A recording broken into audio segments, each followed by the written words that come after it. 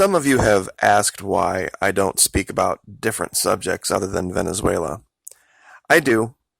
Antarctica, the prison crisis, different things that I see coming down the road that are going to affect our day-to-day lives. Things like Israel, the Middle East, Brexit, all that kind of stuff, that's talked about ad nauseum in the mainstream media, and it would be piling on. And given that I've never served in Europe, I've never served in the Middle East, I probably wouldn't be able to speak about it with any kind of authenticity. I mean, anyone can have an opinion, but the issue with Venezuela is something that I know a little bit about because I've been down there. And I understand what the culture's like, and it's very hard to see my fellow countrymen be so misinformed about the culture, who these people are, and what they believe. And that's why I've tried to stick with that story. And as it's now progressed onto the main page of the news, so to speak, I think it's even more incumbent that we continue to tell the truth about it and tell different aspects of the truth. One of the things that my detractors love to say is that, well, the proof is in the pudding. Look how wonderful America is, and look how terrible Venezuela is. They show us the pictures of people picking through the garbage and the empty grocery store shelves, and that proves that socialism doesn't work and capitalism does. Well, you see, this is why I started training on psychological operations, to show how the mainstream media can use different tactics to make you believe things that just aren't true, using limited information. First of all, we have people that dig through the trash here. I could drive 15 minutes down the road, show you places in Florida that would remind you of Venezuela. I could drive all through the South, Mississippi, Alabama, Georgia, Tennessee, West Virginia, all over the place, and red states too, where there's massive amounts of poverty that are completely controlled by capitalism. No socialism there.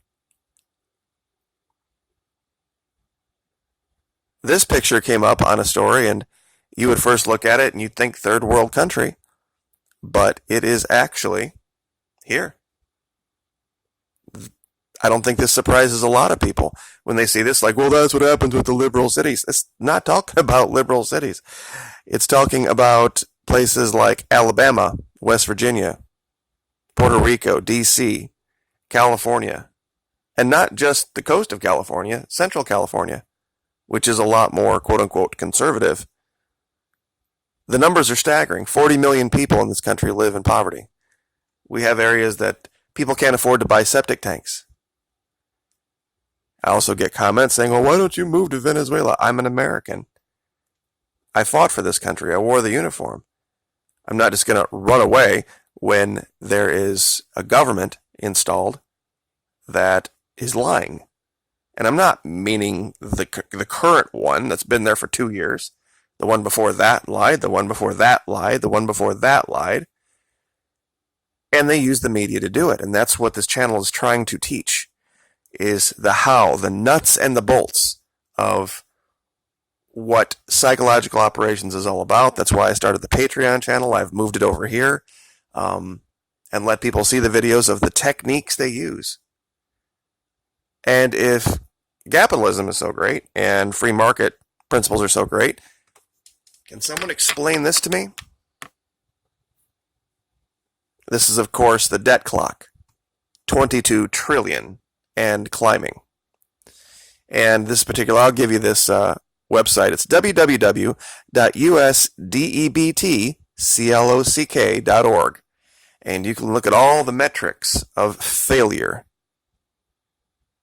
The only thing keeping this country from long ago having become what you see in Venezuela is the fiat dollar, the make-believe petrodollar that has been created to support a system that does not work on its own.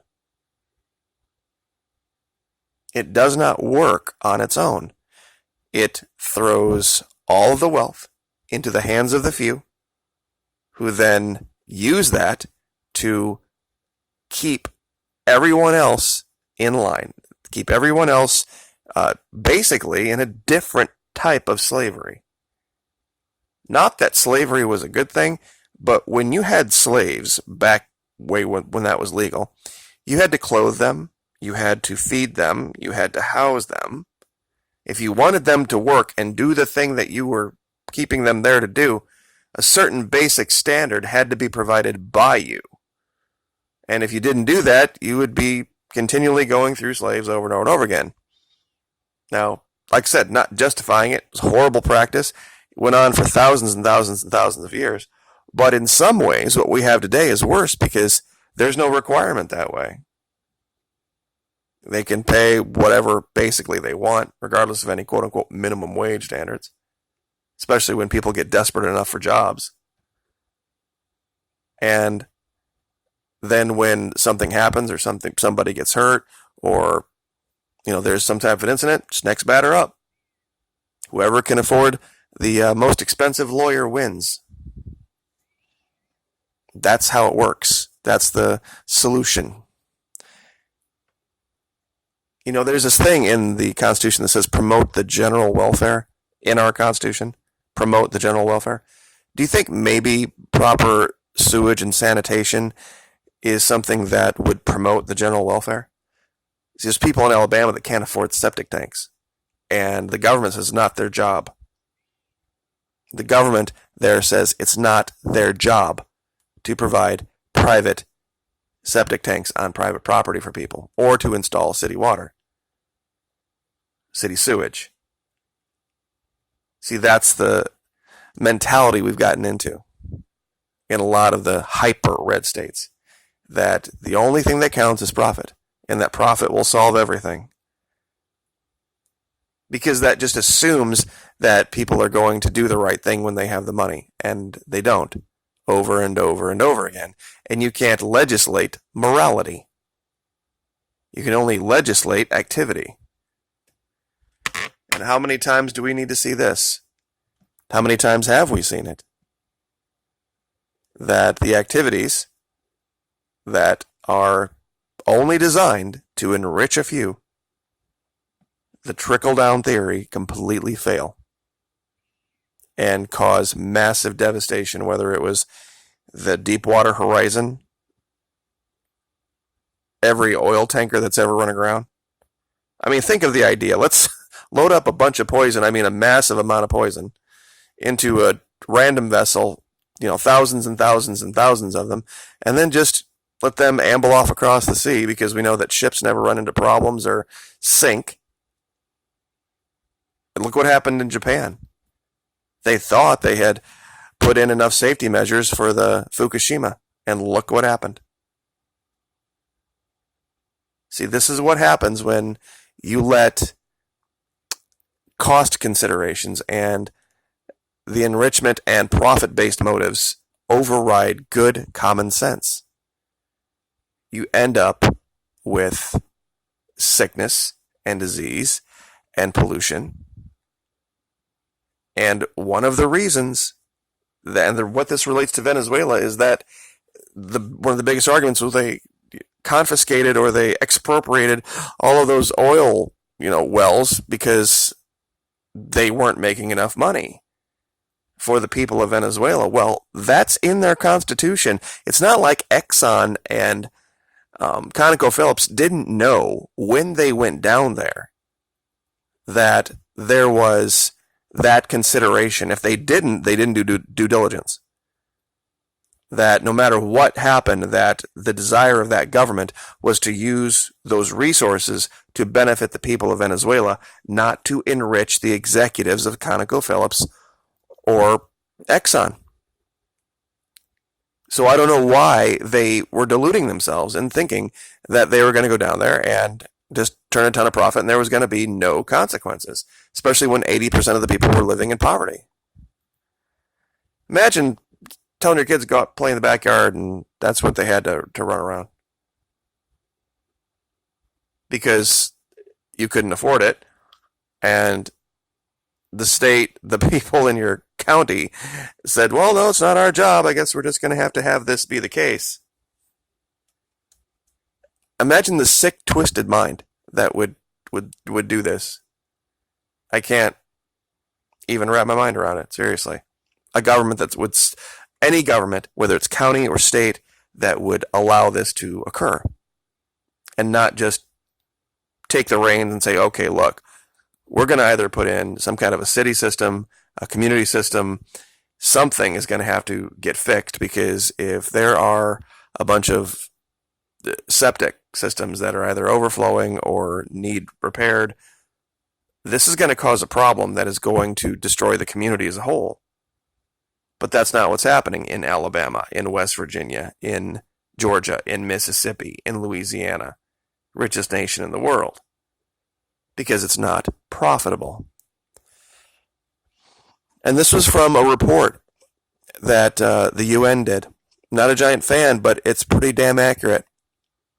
U.S., one of the world's richest, most powerful, technologically innovative countries, but none of that's being harnessed to address a situation in which 40 million people continue to live in poverty.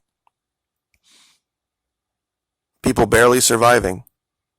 And we see this, and it's a lot in the big cities. I'm not saying that doesn't occur.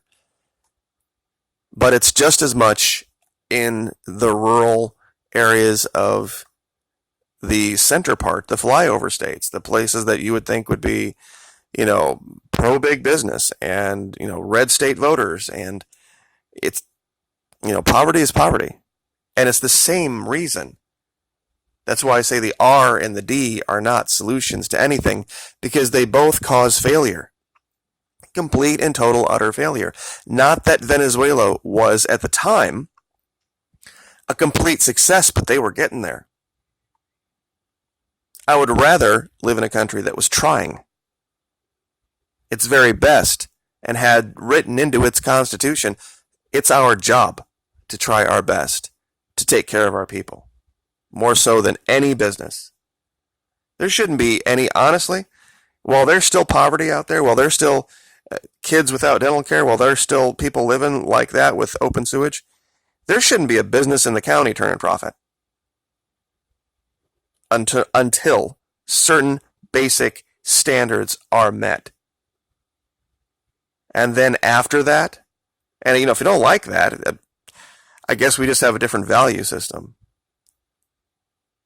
That, some guy down the road, in fact, where is it? There's a county in West Virginia that has an average life expectancy of 64 years old. 6 hours away in Fairfax, Virginia, the life expectancy is 82. Simply because of the wealth disparity over 6 hours. And we have that here in Florida. It's a sad thing to see. It really is. The insane amount of wealth, primarily, ironically, down in Miami, in the area Hialeah and Doral and Weston, where a lot of these rich Venezuelans live. You can go 2 hours inland into Okeechobee, and it's like a third world country. It really is. There's some nicer areas, but it's very poor. There's people there that are earning more in 5 years than most people earn in their entire life a couple hours away. So that's why I've stuck on this story, because I think it's emblematic of our story. The wealth disparity, the desire to have there be a level playing field, and there's not. And the demonization of the attempt to try to make life better for everyone. And that's in our Constitution. Promote the general welfare. In order to form a more perfect, not a perfect union, a more perfect union. Establish justice, and ensure domestic tranquility. Provide for the common defense, promote the general welfare. I mean, this was the idea. And if we can't hold ourselves to that standard, that no matter what we do, we need to have that as our standard, then I don't know what we're even doing here. Why are we even bothering? And Alexandria Ocasio-Cortez had that epiphany moment that I think she's realizing that there's no hope in D.C., Democrat or Republican. One way or the other, they're both destined to fail. Like, share, subscribe.